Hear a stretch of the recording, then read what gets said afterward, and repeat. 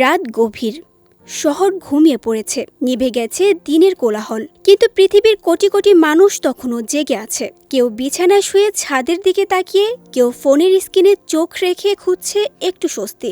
কেউ আবার চারপাশে হাসি মুখে থাকলেও ভেতরে ভেতরে লড়ছে এক অদৃশ্য যুদ্ধ।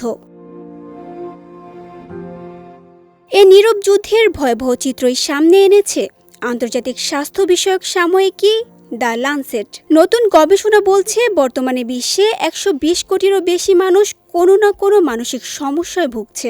১৯৯০ সালের তুলনায় যা বেড়েছে প্রায় ৯৫%। সবচেয়ে বেশি বেড়েছে উদ্বেগজনিত সমস্যা বা অ্যাংজাইটি এবং মারাত্মক বিষণ্ণতা। বিশেষজ্ঞদের মতে আধুনিক বিশ্বের সবচেয়ে বিস্তৃত মানসিক সংকটে পরিণত হয়েছে এই দুই সমস্যা। সবচেয়ে উদ্বেগজনক বিষয়, এ সংকটের বড় অংশ বহন করছে তরুণ সমাজ। বিশেষ করে ১৫ থেকে ১৯ বছর বয়সীদের মধ্যে মানসিক সমস্যার হার সবচেয়ে বেশি। যে বয়সে স্বপ্ন দেখার কথা, সে বয়সে অনেকে লড়ছে ভয়, অনিশ্চয়তা, আত্মবিশ্বাসহীনতা আর একাকিত্বের সঙ্গে। গবেষণায় দেখা গেছে নারীদের মধ্যে বিষণ্ণতা ও উদ্বেগের প্রবণতা বেশি। অন্যদিকে পুরুষের মধ্যে তুলনামূলক বেশি দেখা যায় আচরণগত সমস্যা, অটিজম ও ADHD।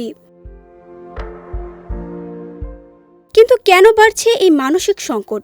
গবেষকরা বলছেন এর পেছনে একাধিক কারণ কাজ করছে। আধুনিক জীবনের চাপ, অনিদ্রা, সামাজিক বিচ্ছিন্নতা, অনলাইন নির্ভরতা, শরীরচর্চার অভাব এবং ক্রমাগত নেতিবাচক খবর মানুষের মানসিক স্বাস্থ্যের ওপর গভীর প্রভাব ফেলছে। এর সঙ্গে রয়েছে সামাজিক যোগাযোগ মাধ্যমের প্রভাব। অন্যর সাজানো সাফল্যের গল্প দেখতে দেখতে অনেকেই নিজের জীবনকে তুলনা করছেন। জন্ম নিচ্ছে হীনমন্যতা, হতাশা এবং আত্মবিশ্বাসের সংকট।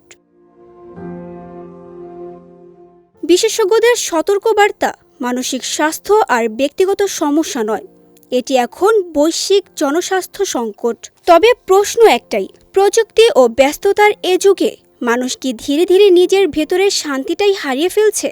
কারণ শরীরের ক্ষত চোখে দেখা যায়, কিন্তু মনের ক্ষত নীরবে বেড়ে ওঠে, আর অনেক সময় সেটাই হয়ে ওঠে সবচেয়ে বড় বিপদ। বিজয় টিভি নিউজ ডেস্ক।